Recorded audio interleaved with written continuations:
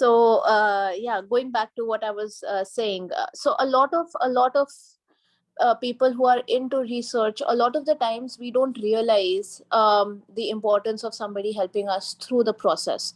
So just to give everybody an example, when COVID hit, I think everybody saw the multitude of data that was out there.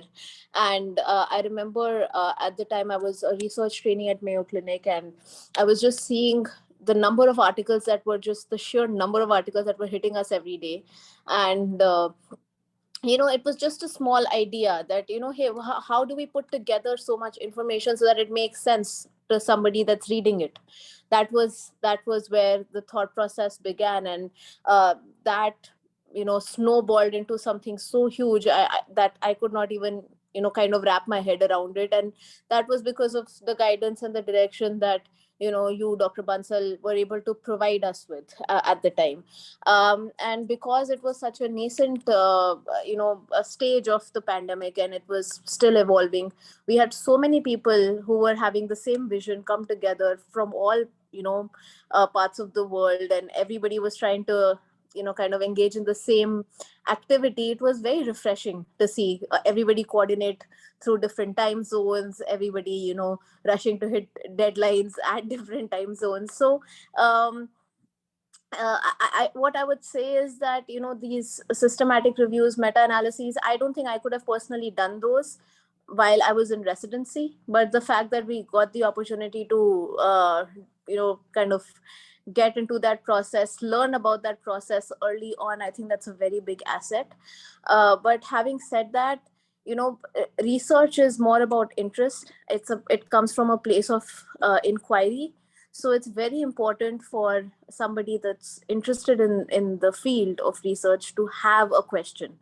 I remember very early on, you talked to us about PICO and these small fundamentals of research where you start the process. So I think it's very important to start somewhere. And if you have the right people around you, they can help you go the distance. But it's important to start is what I'd say. Ishita, thank you. That is very, very valuable. I'm going to ask one question, and because if not all, most of these folks today on the call might be taking the same journey what you have taken. So can you tell me, without going to detail of data and all that, how you were the ultimate, the orchestra master of the whole project for so long, right before your residency? So tell us how you manage and how groups came together, especially the managing of the projects.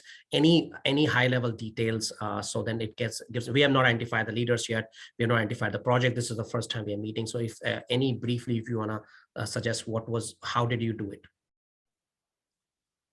So it was, like I said before, it started with an idea, but you for example, told me you will need 15 or 20 people on this, and you need to kind of put together the data for so and so and so projects. And then we basically took that topic and we broke it down into several subtopics. I think what helped was that I just reached out to the community of I know there are a lot of IMVs out there that want to do research. So it was just an open-ended question like, hey, who is interested? And we got a bunch of emails from so many different people with their CVs, with their experience, and then people who wanted to get experience for the first time even. And it was more so a random collection of enthusiastic individuals than anything else. But I think the fact that you said, how that happened, it was not just me, it was everybody that was equally interested in the project, and they believed in it equally. I think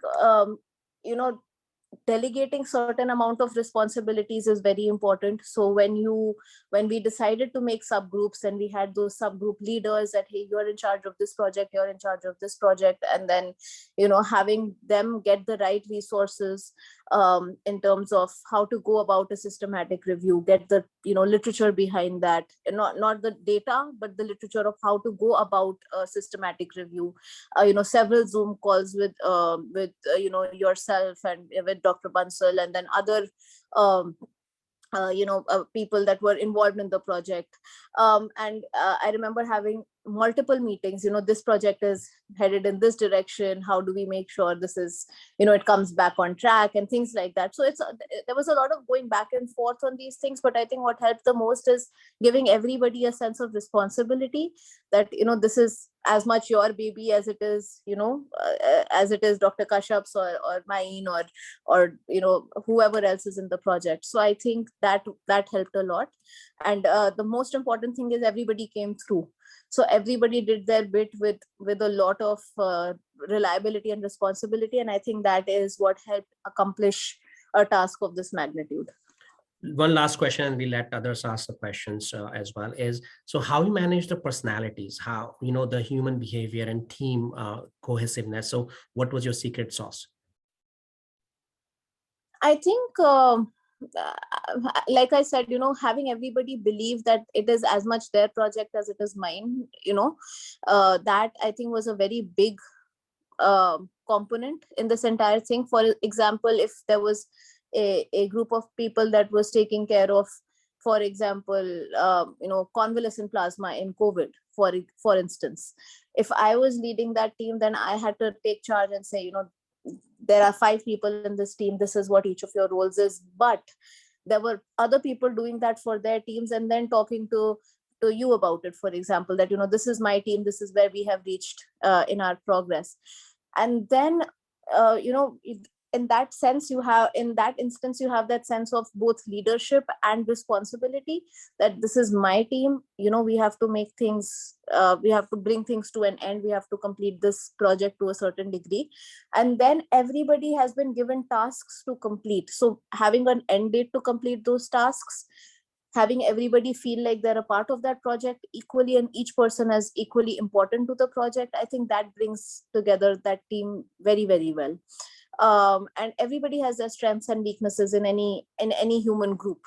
Somebody is good at X or Y, and it's important to just identify that fact and give them roles and responsibilities that fit that strength.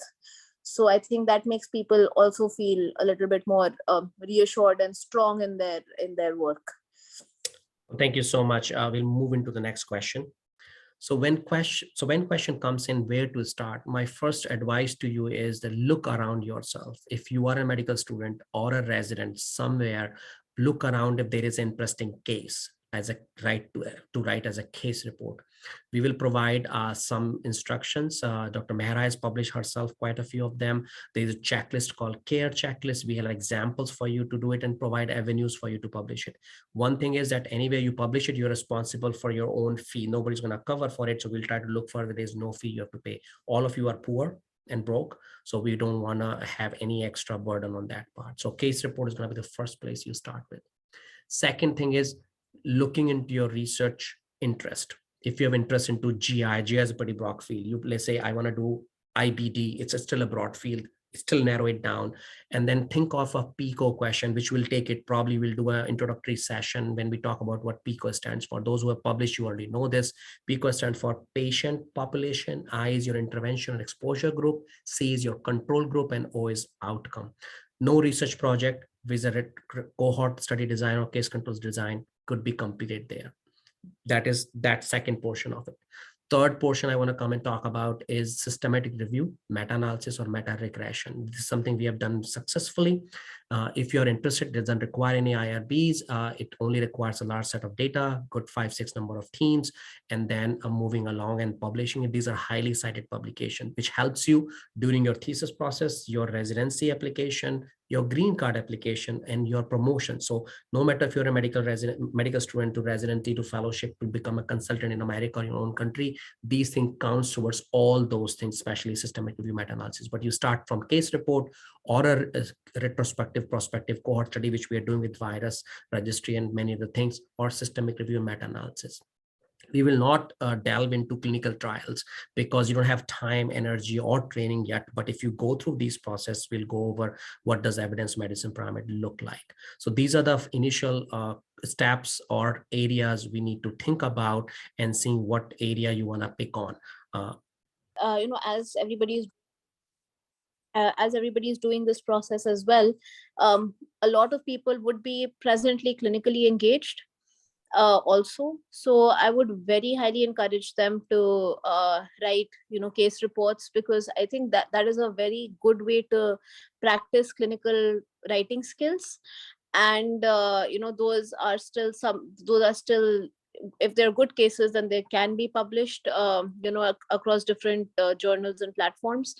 That also helps if if you're submitting abstracts and they're getting accepted and you're presenting at international conferences. They really help your CV as well, and it's an easy boost to the CV, in addition to what everybody is doing in this project, because sometimes these research projects take longer to kind of get the fruition that you're expecting. The publications that you can finally add to your CV, that might happen a little later in the year. So I would say that along with what everybody is doing in this, they can also keep up with doing their own case reports and writing up abstracts to help build their own CV. That's just my 2 cents, for especially for residency applications. Absolutely. And one of the priorities would be is that you get an exposure. We would like to hope to have at least a couple of abstract, either from the case report based meta-analysis or maybe a research study for needs to be submitted to a national or international conference. You may or may not be able to travel or do it. That is up for grab, but at least it could be ready to present it, and then you can write proudly in your CV. Another point I want to make before I open up for questions is that the be ready to contribute more and accept less reward. That way you're going to be happy. If you do it reversely, there might be issues, and I don't think that is good for your health as well, because then it's unnecessary frustration build in. We have all done that once you contribute more, idea is if you contribute, you will be a co-author. You should be able to come up with the idea, be part of the idea, collecting the data and writing it. These three things has to meet to be a co-author. So all of you will be doing that for sure. One thing is mental and physical well-being is very high. You are already working hard and circumstances are tough. Thanks for those who are on front lines working in the hospitals. Piyush and both the Piyushes, I know that you are taking care of the patients in addition to others. Make sure that you are taking it as a learning opportunity, not as a stressor. This is a learning opportunity. Be vocal about your needs. Emails are the best way to communicate frequently. Keep in communication frequently. Getting on the Zoom meetings, you can set up your free Zoom accounts and things like that, and then set up your team meetings and that way. And be vocal. If you have something is coming up, I can't contribute for next 2 weeks, let your team members know so they know about it. I have an exam coming up in a month. Just be vocal about it. There's no shame and shying in that. Oh my gosh, I have to take exam. What I'm going to tell the team this is a priority, because you are the only one who can take your exams. The research you can pick up where you left off. Nobody else is going to take your exam. Or you need a break for mental well-being, or attend a family emergency, or attend to our family members, and so on and so forth. So that will be very high on our agenda as well, to make sure that you guys are in a good place to learn, and it's a really good learning experience. Well, thank you for joining us today. Please like and follow our channel and write in comment section what you want to bring in. We'll bring this session back.